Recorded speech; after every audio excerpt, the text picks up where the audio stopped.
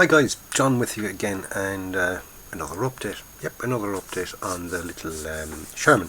Okay, so what I'm doing with the Sherman is I'm working on the lower half, and what I'm going to do then with the lower half is I'm going to, once it's all finished, I'm going to mask that off, and then, I'm going to attach the top and then mask the bottom off. It's easier that way rather than masking off parts that no need to be masked, and making it harder to get it off as well.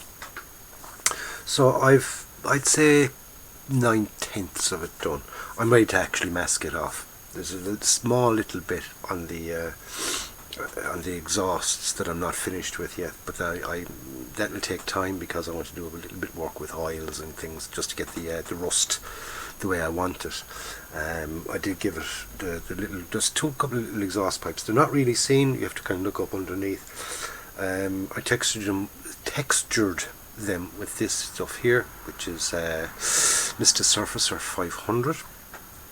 Give it a little jabby texture on that. I'll just show it to you there while I can. Get some light on the subject there.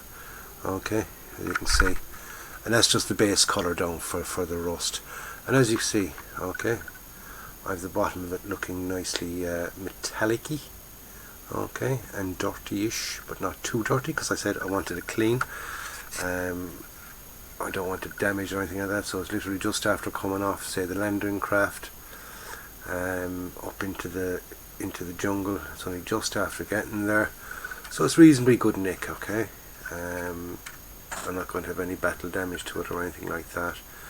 Going to have just bits there where the paint is kind of scraped off after going through dense jungle, underbrush, all that kind of stuff, and all the trees would have been sort of blown to smithereens in the initial bombardment of the island.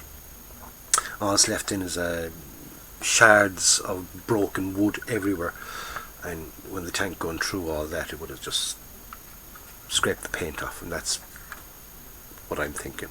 Maybe not. In reality, the paint was probably so flipping baked on that it didn't come off. But that would look very plain, and I don't like it looking plain. I want it kind of I find with modelling, you kind of over-emphasize certain little elements in it. So I'm just going to turn the camera around and have a quick, just get a closer look at it. Okay, so there she is. Okay. The underside, or the lower hull. Okay, and there's that grill. Remember I was saying how plain the original grill that came with it, or that was on it, should I say. It's still on it, but it's back there. Okay, I just reversed around this plate here. Now I did it initially by accident. It was an accident. It wasn't something that I kind of purposely did. I did it by accident. I set up when I was making this little subsection, and I did all glued together, and I kind of had left it overnight and then went back to finish it off and put in this little fin in the center and to get it mounted, and that's when I realized, oh fuck, John is after doing a big boo-boo. He's after putting the thing on the wrong way around, and as you know, once you leave it 24 hours, it's a bit too late to go kind of separating them at that stage. So I found a bit of gauze. Okay, I think it came with an Academy kit actually. Okay, so it's nylon gauze. That looks metal there now, but it's a bit of nylon gauze, and I kind of cut it and stuck it in place. Okay, so with the tracks, what I did was, as we saw, they got a coat of NATO black. Then a light dusting of my dark iron mixed with a little bit of hull red, just to get a kind of a brownish look to it. Okay. Over the brown, then I give it a dry brushing with this here, which is XF16 flat aluminium. Okay, or if you're in the United States of America, flat aluminum. So flat aluminium, dry brushed with that, and then give it toned it down then with a dry brushing of NATO black. Okay, and then I ended up with that, and I'm happy with that. I really am actually. Came up very nice, especially the where the paint is kind of worn a bit, and things. Okay, really like the effect on that. Right, and as you can see then the underneath looks very nice indeed. I really like that. That looks absolutely gorgeous if you ask me. So go on, ask me. Yes, it does look, it looks absolutely gorgeous. I'm really happy with that. So I can bring the camera back up to my ugly mug. Hello, ugly man here. So I'm going to leave it at that, lads. That's a little quick update. Next for me now is to get the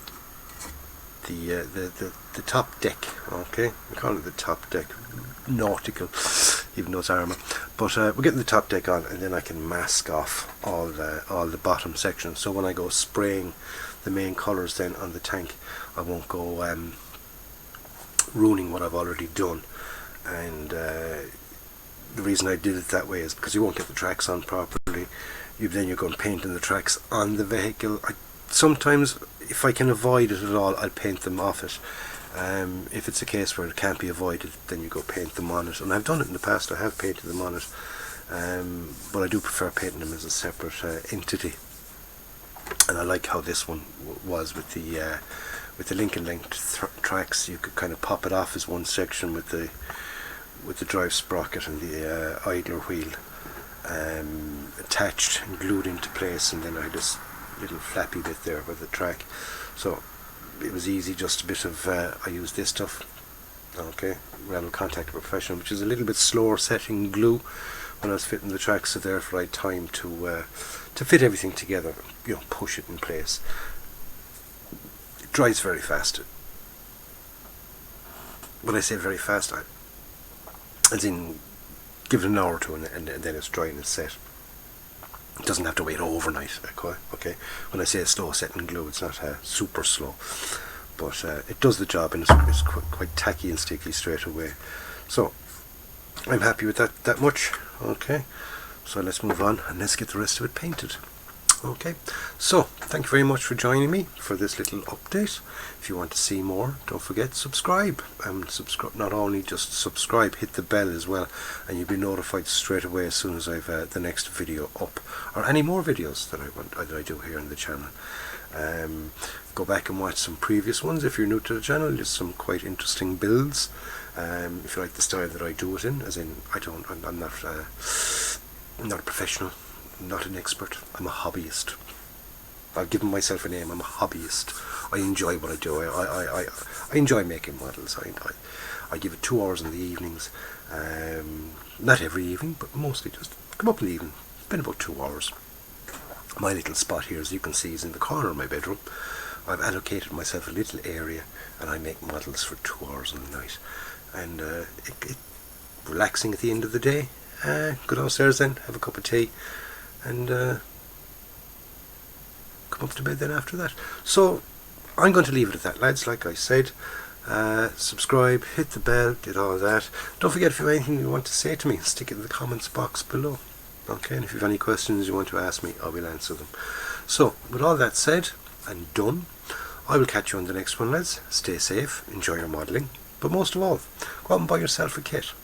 You build it, you enjoy it, because that's what it's all about. It's a hobby, there to be enjoyed. So until the next time, lads, stay safe, enjoy your modelling. Bye bye.